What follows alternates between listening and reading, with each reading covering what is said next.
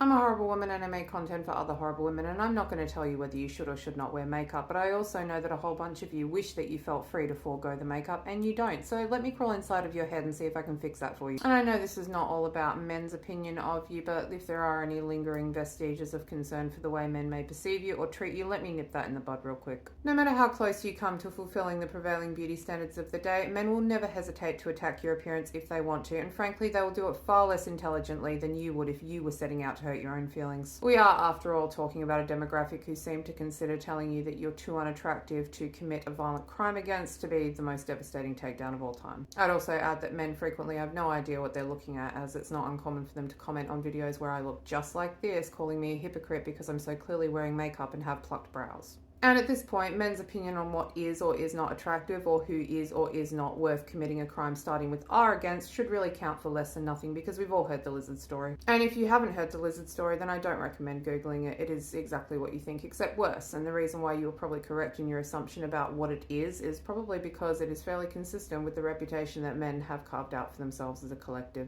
And I'm not going to make an argument in favor of learning to love yourself or making peace with how you look, because while that would be nice and is ideal, it can feel unachievable for many of us. We can all aim for the ideal, but in the interim, I hope to arm you with more practical and immediately actionable strategies. In this instance, I have two alternative motivating factors to help you go out barefaced, and the first is spite. If you find your face in its natural unpainted state to be so unacceptable that you do not feel free to leave the house without painting it for the comfort of the rest of the world, then does not the world that made you feel that way and strip you of your freedom deserve to have unacceptable faces defiantly inflicted upon it? Get mad about it because it's bullshit. Do it out of spite. The second motivating factor is reverse engineering the conditioning you've undergone, which compels you to perform acts of service for others. If doing it for your own benefit is not a powerful enough motivator, then do it for others like you've been conditioned to. Nobody is able to aspire to examples that are not set for them, and how is anybody supposed to know what women look like barefaced if women do not go out barefaced? How is anybody supposed to know that it's normal for women to have body hair if they never see women with body hair? The prospect of existing comfortably in your own skin as a woman seems a lot more realistic when there are other women around you existing comfortably in their own skins and showing you what that looks like. And I know the point is that right now you don't feel comfortable in your own skin, but if you keep going out there and defiantly insisting on existing in it, then you do your small part to contribute to shifting the norms and setting an example for other women and critically impressionable young people, and that is meaningful. I know that because I get comments and messages about it fairly frequently, and that makes it very easy to keep coming on here without a filter. So if you're someone who wishes you could feel comfortable going out without wearing makeup, then the answer is don't wait until you magically feel comfortable going out without wearing makeup. It's to start going out without wearing makeup, because that's the only way you're going to get comfortable. And if self-love and self-confidence feel a little bit out of reach, then spite the society that made you feel this way and a desire to help those going through the same struggle as you might be the motivating factor that helps you get your foot out the door or your bare face on camera.